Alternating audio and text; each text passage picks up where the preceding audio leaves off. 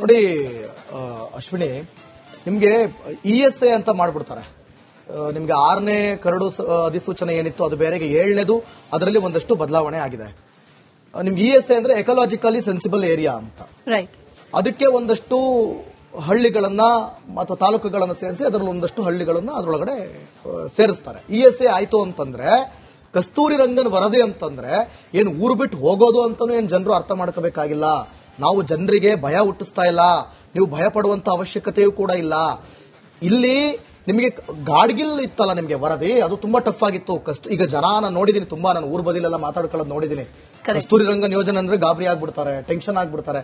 ಹಾಗಿಲ್ಲ, ಕೃಷಿ ಮಾಡುವಂತ ಜನರಿಗೆ ಅಷ್ಟೊಂದು ಸಮಸ್ಯೆ ಆಗೋದಿಲ್ಲ. ಅದರಲ್ಲೂ ನೋಡ್ತಾರೆ, ಅದು ಕೂಡ ಕೇಂದ್ರ ಅದನ್ನ ಫೈನಲ್ ಮಾಡುತ್ತೆ, ಕೇಂದ್ರ ಸರ್ಕಾರ. ಆಯ್ತಾ, ಇವ್ರು ಏನೇ ವರದಿ ಕೊಟ್ಟರು ಅದನ್ನು ಫೈನಲ್ ಮಾಡೋದು ಕೇಂದ್ರ ಸರ್ಕಾರ. ಆಯ್ತಾ, ಅದು ಜಾರಿ ಆದ್ರೂ ಕೂಡ ನಿಮ್ಗೆ. ಸೊ ಆಮೇಲೆ ಒಂದ್ ಕಡೆ ಪರಿಸರವಾದಿಗಳೇನ್ ಹೇಳ್ತಾ ಇದಾರೆ, ಪರಿಸರ ಪ್ರೇಮಿಗಳು, ಇದು ಜಾರಿ ಆಗ್ಬೇಕು ಹಂಗಿದ್ರೆ ಮಾತ್ರ ಅಂತ. ಕಸ್ತೂರಿ ರಂಗನ್ ವರದಿ ಯಾಕೆ ಜಾರಿ ಆಗ್ಬೇಕು, ಪಶ್ಚಿಮ ಘಟ್ಟಕ್ಕೆ ಇದರಿಂದ ಆಗುವ ಪ್ರಯೋಜನ ಏನು, ಈ ಬಗ್ಗೆ ಹಿರಿಯ ಪರಿಸರ ತಜ್ಞ doctor AN Yellappa Reddy Republic Kannada ಜೊತೆಗೆ ಮಾತನಾಡಿದ್ದಾರೆ. ಅವ್ರು ಏನ್ ಹೇಳಿದ್ದಾರೆ ನೋಡೋಣ. ಸರ್, ಈಗ ಕಸ್ತೂರಿ ರಂಗನ್ ವರದಿಗೆ ಕೇಂದ್ರ ಸರ್ಕಾರ ಸಿದ್ಧತೆ ಮಾಡಿಕೊಂಡಿದೆ, ರಾಜ್ಯ ಸರ್ಕಾರ ವಿರೋಧ ವ್ಯಕ್ತಪಡಿಸ್ತಾ ಇದೆ, ಅಂದ್ರೆ ಜಾರಿ ಮಾಡಲ್ಲ ಅಂತಿದೆ. ಪರಿಸರ ತಜ್ಞರಾಗಿರುವಂತಹ ನಿಮ್ಮ ನಿಲುವೇನು ಅಂತ? ಜಾರಿ ಮಾಡಲ್ಲ ಅನ್ನೋದಕ್ಕೆ ಕಾರಣ ಏನು ಹೇಳಿದ್ದಾರೆ? ಜಾರಿ ಮಾಡಲ್ಲ ಅನ್ನೋದಕ್ಕೆ ಕಾರಣ ಏನು? ಈಗ ನಮಗೆ ಒಂದು ನದಿ ನೀರು ಹರಿಬೇಕಾಗಿದ್ರೆ, ಅದು ಜೀವಂತವಾಗಿರ್ಬೇಕಾಗಿದ್ರೆ ಏನ್ ಬೇಕು? ಒಂದು ನದಿ ಜೀವಂತವಾಗಿ ಹರಿಬೇಕಾಗಿದ್ರೆ ಬೇಕಾಗಿರ್ತಕ್ಕಂಥ ಒಂದು ಜೈವಿಕ ವ್ಯವಸ್ಥೆ ಹೇಗಿರಬೇಕು, ಎಲ್ಲಿರಬೇಕು, ಎಷ್ಟಿರಬೇಕು. ಈಗಾಗಲೇ ನಾವು ಪಶ್ಚಿಮ ಘಟ್ಟದ ಸಹ್ಯಾದ್ರಿ ಅಮ್ಮನ್ನ ಎದ್ವಾ ತದ್ವಾ ಹಾಳು ಮಾಡಿದ್ವಿ. ಒಂದ್ ಕಡೆಗೆ ಟ್ರೈನ್, ಒಂದ್ ಕಡೆಗೆ ಏರ್ಪೋರ್ಟ್, ಒಂದ್ ಕಡೆಗೆ ಇದು, ಇನ್ನೊಂದ್ ಕಡೆಗೆ ಇನ್ನೊಂದು ಕಡೆಗೆ ರೋಡು, ಇನ್ನೊಂದ್ ಕಡೆಗೆ ಹೈವೇ, ಇನ್ನೊಂದ್ ಕಡೆಗೆ ಮೈನಿಂಗು, ಇನ್ನೊಂದ್ ಕಡೆಗೆ ಹೀಗೆ ಇಡೀ ಪಶ್ಚಿಮ ಸಹ್ಯಾದ್ರಿ ಅಮ್ಮನ ಒಡಲು ಇದೆಯಲ್ಲ, ಗರ್ಭ, ಆ ಗರ್ಭ ಎಲ್ಲಾನು ಛೇದಿಸಿದ್ವಿ, ತುಂಡು ಮಾಡ್ಕೊಂಡು ಬಂದಿದ್ವಿ. ಇವಾಗ ಮಳೆ ಬೀಳುತ್ತೆ ಅಲ್ಲಿ 2000 ಮಿಲಿಮೀಟರ್ ಮಳೆ. ಎಷ್ಟು ದಿವಸದಲ್ಲಿ? 100 ದಿವಸದಲ್ಲಿ ಮಳೆ ಬೀಳುತ್ತೆ.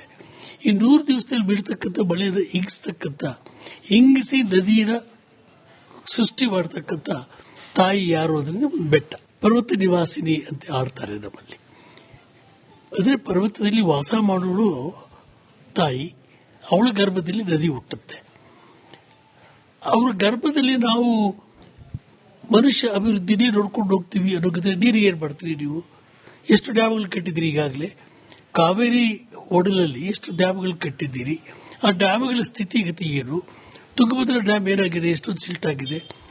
Storage capacity reduce to 30%, 70% silt ಆಗಿಬಿಟ್ಟಿದೆ. ಹಾಗೆ ಹಾರಂಗಿ, ಹಾಗೆ ಕಬನಿ, ಈ ಎಲ್ಲ ಡ್ಯಾಮ್ಗಳಲ್ಲಿ ಕೂಡ ನಾವು ಈ ರೀತಿಯಲ್ಲಿ ಮಣ್ಣು ಕೊಚ್ಕೊಂಡು ಬಂದು ಡ್ಯಾಮ್ ಕಟ್ಟಿದ್ದೀವಿ. Including KRS. ಸ್ಟೋರೇಜ್ ಕೆಪಾಸಿಟಿ 30, 20, 40% ಹೋಗಿದೆ. ಅಂದ್ರೆ ಡ್ಯಾಮ್ ಕಟ್ಟಿ ನೀರು ನಿಲ್ಲಿಸ್ಕೊಂಡು ಅದು ಹಾಳಾಗಿದೆ. ಸೊ ಇಲ್ಲಿ ನಾವು ಆಲೋಚನೆ ಮಾಡಬೇಕಾಗಿದ್ದು, ನಮಗೆ ನೀರು, ಕುಡಿಯೋ ನೀರು ಬೇಕು ಅಂದ್ರೆ ಎಲ್ಲಿಂದ ಬರಬೇಕು? ಮಳೆ ನೀರನ್ನ ಸಂಗ್ರಹ ಮಾಡಿ ಒಂದು ಜೀವ ನದಿಗಳಾಗಿ ಉಳಿಸ್ತಕ್ಕಂಥದ್ದು. ಇಲ್ಲಿ ಒಂದು ಪುಸ್ತಕ ಇದೆ, EP ಸ್ಟಬ್ಬಿಂಗ್ ಅಂದ್ಕೊಂಡ್ಬಿಟ್ಟು ಅವ್ರು ಬರೆದಿದ್ದಾರೆ. EP ಸ್ಟಬ್ಬಿಂಗ್ ಅವರು ಹೇಳಿದ್ದಾರೆ, ವಾಟರ್ ಸಪ್ಲೈ ಕ್ಯಾಚ್ಮೆಂಟ್ ಏರಿಯಾ ಅಂದ್ರೆ ಸ್ವಾಭಾವಿಕವಾದಂಥ ಅರಣ್ಯ. ಸ್ವಾಭಾವಿಕ ಅರಣ್ಯ ಇಲ್ಲ ಅಂತಂದ್ರೆ ವಾಟರ್ ಸಪ್ಲೈ ಕ್ಯಾಚ್ಮೆಂಟ್ ಬದುಕೋದಿಲ್ಲ, ಜೀವಂತವಾಗಿ ಇರಲ್ಲ ಅಂತ ಹೇಳಿದ್ದಾರೆ.